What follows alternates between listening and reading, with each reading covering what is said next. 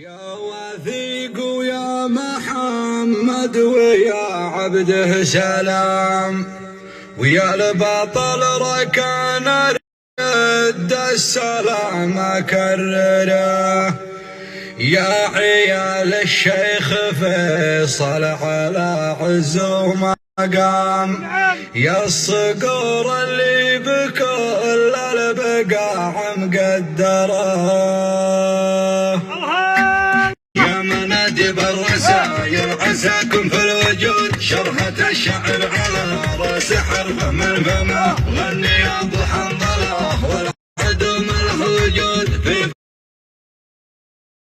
مان وامن نعيم ومكرمه، اطلب الله في صلاح النوايا والسدود، والامور الباقيه عند متعب حاسمه، وخلت الابداعته وابتدت نحو الصعود، حان رب الاحزمه حان رب الاحزمه، من حدود المملكه عبر الحدود، لليمن وفق الضوابط وكل الانظمه، في المشاعر وصفها مثل قصاف الرعود، والطريق اللي يمر المعابر مرسمه، واللوى الاخضر مهابه والتاريخ الصمود، والكبار اللي بنوا من حدوده ملحمه، ويا خبات العز للعز من ماضي العقود، في سماها للاصاله حنين وتمتمه، والكلام اللي عليه الكلام اللي يسود، ما بقى الحروف صمت المشاعر ترجمه، غير بيت من عيوني كتبته ومعدود،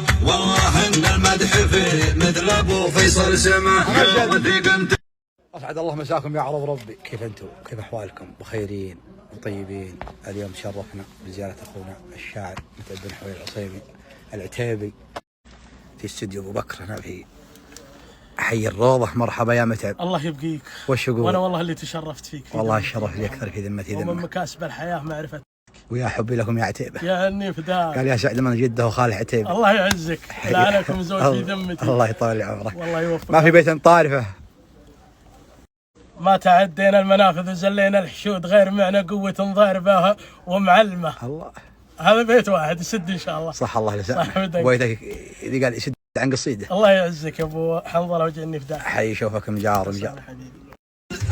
مبروك من كل روحاني، يعزك ويغنيك اخوك ومامك وخالك يهنوك، كلنا بعد الفل والورد يهديك، والجانب يا والشان خلى على ابوك، والله الذي بين العرب يفتخر فيك، يلبسك ويتوجك تاج الملوك، ويعطرك من عطر صنعاء والامريك، وانت بعزة تسالي ومسبوق، لك المخزن والبنك والشيك، ما دام بالمسرات مشبوك، الله يبارك لك بعرسك ويسليك، ودم عزك عند من هم يعزوك، ويباركوا لك بالسلاح التوماتيك، لغنة الدمام وابها وكركوك، والغيب جراك حجير البلاجيك،